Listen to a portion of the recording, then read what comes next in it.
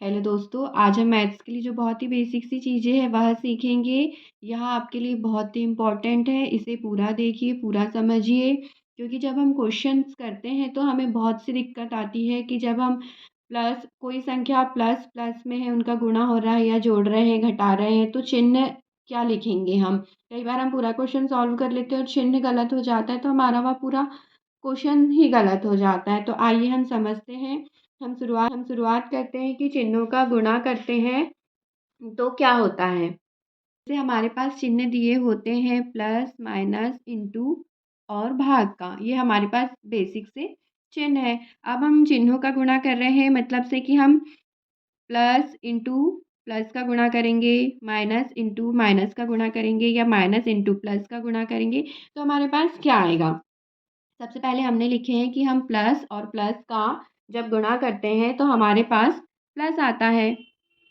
जैसे कि हम कोई संख्या लिखते हैं कि हमारे पास जैसे +4 है और इंटू +6 है, तो हमारे पास क्या आएगा, प्लस का 24 आएगा।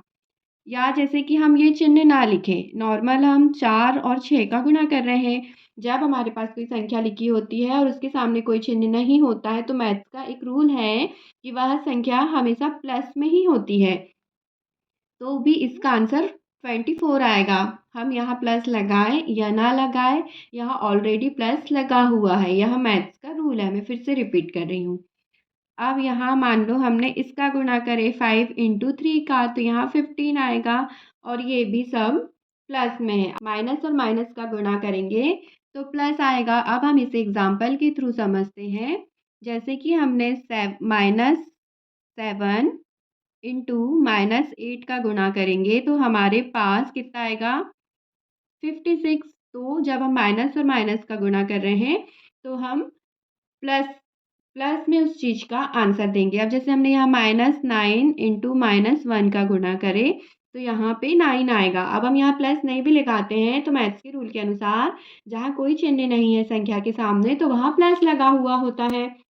देखिए ऐसे याद करिए कि प्लस इंटू प्लस का गुणा करते तो प्लस आता है, माइनस इंटू माइनस का गुणा करेंगे तो भी प्लस ही आएगा। ये जो है ये सिंगल ऐसा कहीं नहीं पूछा जाएगा हमें, ये सिर्फ मैथ्स जब सॉल्व करेंगे कोई संख्या लिखी रहेगी उसी के सामने पूछा जाएगा। अब हम नेक्स्ट लिखते हैं। अब हम माइनस इंटू प्लस का गुणा करेंगे तो हमारे पास माइनस आता है। मैं आपको एग्जाम्पल के थ्रू समझाती हूँ। जैसे हमने -3 इंटू +2 का गुणा करें तो आंसर तो जो है वो हमारे पास माइनस में आएगा। अब यहाँ जो भी संख्या है तो हम 3 और 2 का गुणा करेंगे तो हमारे पास 6 आएगा। अब हम -5 इंटू यहाँ कोई भी संख्या लिखे, जैसे हमने 4 लिखे, बट अब यहाँ प्लस का चिन्ह नहीं लगा रहे क्योंकि वहाँ पे प्लस का चिन्ह है। आंसर तो माइनस में ही आएगा, आंसर 20 आएगा। हमारा नेक्स्ट है कि हमने लिखे कि प्लस और माइनस का गुणा करेंगे तो भी हमारे पास माइनस ही आएगा।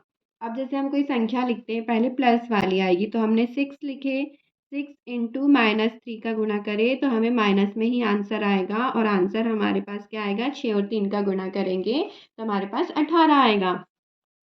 अब जैसे हम यहाँ प्लस लगा दे रहे हैं, +4 लिखे हमने और -2 का गुणा करें तो हमारे पास तो आंसर माइनस में ही आएगा ना, आंसर -8 आएगा। चिन्हों को जोड़ना सीखते हैं कि प्लस और प्लस जब जुड़ता है तो हमारे पास प्लस आता है। जब माइनस और माइनस जुड़ता है तो हमारे पास, मतलब हम दो संख्याओं को जोड़ते हैं और माइनस का चिन्ह लिखते हैं। जब प्लस और माइनस को हम जोड़ते हैं तो संख्या जुड़ती है और जो संख्या बड़ी होती है उसी का चिन्ह लगता है। ये भी बराबर है, या तो आप प्लस इधर लिखो या माइनस इधर लिखो या माइनस इधर लिखो या प्लस इधर लिखो, संख्या तो जुड़ी रही है। इसमें भी वही होगा कि संख्या जुड़ती है और प्लस और माइनस दोनों का चिन्ह आता है, मतलब कि जो संख्या बड़ी होगी उसी संख्या का चिन्ह आएगा। अब हम एग्जाम्पल के थ्रू समझते हैं। जैसे कि हम दो संख्याओं को जोड़ते हैं तो प्लस कैसे आता है। अब हमने यहाँ +3 और +2 को जोड़े तो हमारे पास क्या आएगा, प्लस का 5 आएगा। या तो हम इसमें चिन्ह ना लगाए, 3 धन 2 लिखे तो भी 5 आएगा। जैसे एक और संख्या लिखते हैं, 4 और 6 को जोड़ेंगे तो हमारे पास 10 आएगा। अब यहाँ पे समझते हैं हम, यदि हम दो माइनस वाली संख्याओं को जोड़ रहे हैं तो क्या होगा, जैसे हमने -2 वाली संख्या को जोड़े -4 से, तो हमारे पास क्या आएगा, ये संख्या जुड़ेगी और माइनस का चिन्ह आएगा, मतलब से कि -6। जब संख्या जुड़ रही हो तब, जैसे माइनस और माइनस वाली संख्या को जोड़े तो -6 आएगा। या तो हम इसे ऐसे भी कर सकते हैं कि जैसे हमने -2 लिखे और ये प्लस और माइनस का गुणा होगा तो यहाँ माइनस आएगा और 4। अब ये संख्या जुड़ेगी और माइनस का चिन्ह आएगा, ये यहाँ पे आएगा 6। अब देखिए यहाँ पे माइनस और प्लस जुड़ रहा है तो या तो माइनस आएगा या तो प्लस आएगा। तो हम इसे एग्जाम्पल के थ्रू करते हैं। जैसे यहाँ पे -2 लिखा हुआ है, हम ये संख्या को जोड़ रहे हैं +4 से। तो अब क्या होगा, हम इसे सॉल्व करते हैं, मान लो आगे, तो ये आएगा -2 प्लस और प्लस प्लस का 4।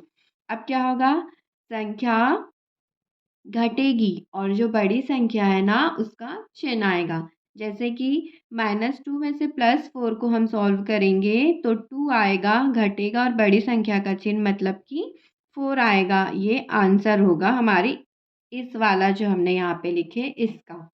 अब यहाँ एक संख्या प्लस है, एक संख्या माइनस है, तो हम यहाँ पे लिखते हैं +6 को हमने -1 से जोड़े। +6 को हमने -1 से जोड़े तो क्या आएगा, हम इसे सॉल्व करेंगे, प्लस प्लस और माइनस का गुणा करेंगे तो -1 और संख्या के सामने जो बड़ी संख्या है उसका चिन्ह लगेगा। ये मैंने आपको एग्जाम्पल के थ्रू समझाई। ये आप नोट करके लिख सकते हैं यहाँ, या समझने के लिए कि जो संख्या बड़ी होगी उसी का चिन्ह लगेगा। चिन्हों को घटाना सीखते हैं, हम माइनस और माइनस को घटाएंगे तो या तो हमारे पास माइनस आएगा या तो प्लस आएगा। जो संख्या बड़ी होगी हम उसका चिन्ह लगाएंगे। प्लस और प्लस को हम जब घटाते हैं तो या तो प्लस आएगा या तो माइनस आएगा। जो संख्या बड़ी होगी हम उसका चिन्ह लगाएंगे। जब प्लस और माइनस मतलब जब धन और ऋण को हम घटाते हैं तो हमारे पास प्लस का चिन्ह आता है, और जब हम माइनस और प्लस को घटाते हैं तो हमारे पास माइनस का चिन्ह आता है। अब हम इसको एग्जाम्पल के थ्रू समझते हैं। जैसे कि हमारे पास -3 लिखा हुआ है, अब हम इसको माइनस कर रहे हैं -4 से, तो हमारे पास क्या आंसर आएगा। जैसे पहले तो हम इसे सॉल्व करते हैं कि -3 और ये माइनस और माइनस का गुणा होगा तो +4 हो जाएगा, तो हमारे पास आंसर ये धन और ऋण घटेगा और बड़ी संख्या का चिन्ह आएगा। यहाँ पे हमारे पास प्लस का 8 है और हम माइनस कर रहे हैं प्लस के 2 से, तो हमारे पास आएगा 6। और जो यहाँ पे तो हम कोई चिन्ह नहीं लगा रहे हैं, मतलब कि प्लस का है, ये प्लस में 6 आंसर आया। अब हम एक और संख्या लिखते हैं। जैसे कि हमारे पास 13 लिखा हुआ है, 13 में से हम 15 घटा रहे हैं, मतलब से कि हमारे पास अब 2 आएगा, पर जो चिन्ह है वो बड़ी संख्या का आएगा। जो 15 के सामने ऋण है, क्योंकि ये 13 जो है और 15, इसमें 15 बड़ी है, बड़ी संख्या का चिन्ह आएगा। अब हम एक प्लस वाली संख्या और एक माइनस वाली संख्या को घटाते हैं। जैसे कि हमारे पास 3 लिखा हुआ है, ये माइनस है, हम -7 को घटाते हैं तो पहले हम क्या करेंगे, माइनस और माइनस प्लस हो जाएगा और ये 7 हो जाएगा। अब हम इसे जोड़ेंगे तो 10 आएगा और सिंबल प्लस का आएगा, या हम सिर्फ 10 भी लिखें तो उसके सामने प्लस पहले से लिखा हुआ है। अब जैसे एक संख्या माइनस की है और एक संख्या प्लस की है, अब हम इसे घटा रहे हैं। जैसे हमारे पास -5 लिखा और +8 लिखा, अब हम इसे घटा रहे हैं तो कैसे सॉल्व करेंगे, -5 और माइनस का गुणा प्लस में करेंगे तो -8 हो जाएगा।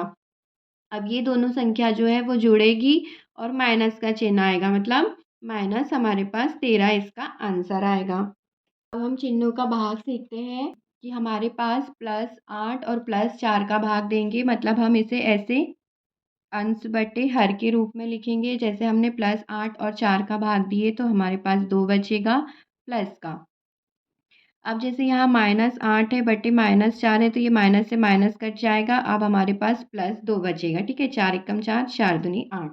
अब हमारे पास प्लस का 8 है और माइनस का 4 है, तो यहाँ पे माइनस का 2 बचेगा।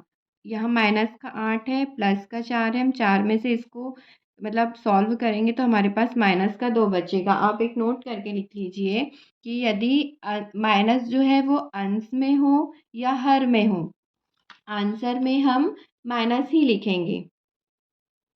आप ऐसा लिख सकते हैं कि माइनस जो है वो अंश में हो या हर में हो, आंसर माइनस ही होगा। Thank you for watching my video दोस्तों।